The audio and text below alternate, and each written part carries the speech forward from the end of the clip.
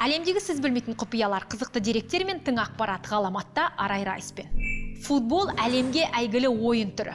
Ішкен асын жерге қойып, тіпті соңғы ақшасына өзге елге матч көруге баратын футболдың фанаттарына бүгінгі шығарылымыз арналады.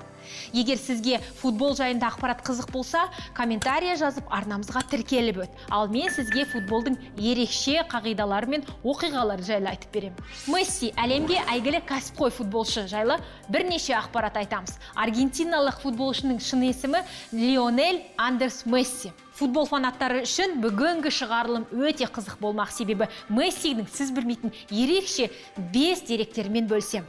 Мессидің алғашқы келісім шарты қол сүртетін қағазға қойылған. Қалай дейсіздер ғой? Әкесі Хорке мейрамханада отырған кезде Барселона клубының директоры Карлос Рекшасқа тез жылдам түрде қол қоюын өтініп, келген даяршыға қол сүртетін, яғни қағазды салфетканы сұраған. Сол жерде салфеткаға келісім шарт жасап, бұл әлемдегі ең жылдам және өзге қағазда қойылған келісім шарт болған. 2004 жылы 16 қазанда Месси Барселонадағы кездесулердің бірінде 17 жасында үздік футбол ойынын көрсетеді. Бірақ ол кезде өкінішке орай ол кәмелетке толмайды. Кәмелетке толғаннан кейін ең үздік спортшы атағына ие болады. Аргентиналық танымал Гулле басылымы жерлестерінің құрметіне басылымның атын бір реттік етіп өзгертіп, Лео деп шығарады. Қандай құрмет десеңші, Сарапшылар оның аяғының ептілігін Марадонаға теңесе, жылдамдығын Рональдиньоға теңеген. 2021 жылдағы деректерге сүйенетін болсақ, Месси осы уақытқа дейін 642 ойын өткізіп, оның 550-інде гол салған. Нағыз талант иесі. Тағы да Месси. Әлемге әйгілі футболдың кубогын 6 рет, ал футбол бутсыйын 3 мәрте алған кәсіпқой футболшы рекорд жасаған. Ысқырық. Көптен күткен алаңда сіздің матчыңыз басталды. Ерекше сезім стадиондағы футбол фанаттары үшін ең сүйікті кездердің бірі, Алаңда жасыл, ақшыл жасыл және қанық түсті жасыл болып, алаңның өзі, яғни поле, екіге бөлінеді. Неліктен бұл алапес болатынын білесіз бе? Әрине, ойында төрешілер ойыншылардың анық көру үшін және доптың қайда барғанын көру үшін алаңның өзі екі түрлі болған. Және де стадиондағы көрермендердің көріп отыруға ыңғайлы болу үшін алаңды бір түстес емес, екі түстес жасаған. Тағы да бір айтарлық жайт, алаңда қақпашы өзге түсті футболкада болады. Неліктен? Бұл үрдіс осыдан 100 жыл бұрын шыққан. 100 жыл бұрын қақпашылар өзге түсті футболкалар киген. Уақыт өте келе формалар ауысады, футболкалардың түсі ауысады, бірақ команданың барлығы бірдей түсте болғанымен қақпашылар әркез әртүрлі түсте болған. Футбол уақыт өте келе алаңдары, ережелері көптеген өзгеріске ұшыраған, бірақ футболда бірақ нәрсе өзгеріске ұшырамаған. Не дейсіз ғой? Әрине, ол футбол добының салмағы мен формасы. Неліктен?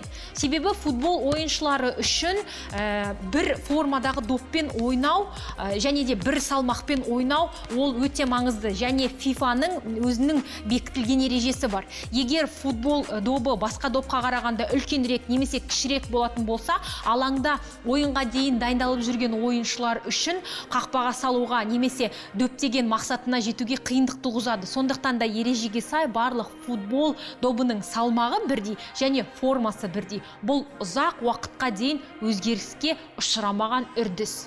Футбол фанаттары үшін осы шығарылым қызық болуы мүмкін, Онда біздің арнамызға тіркеліп ал, себебі алдағы уақытта көптеген қызықтармен бөлсеміз. Löppel бас комментарияға өзіңнің сүйікті футболшыңды жазып өт. Футбол алаңында неліктен футболшылар түрлі санмен жүреді, яғни біреуінің саны біреуіне ұқсамайды. Неліктен?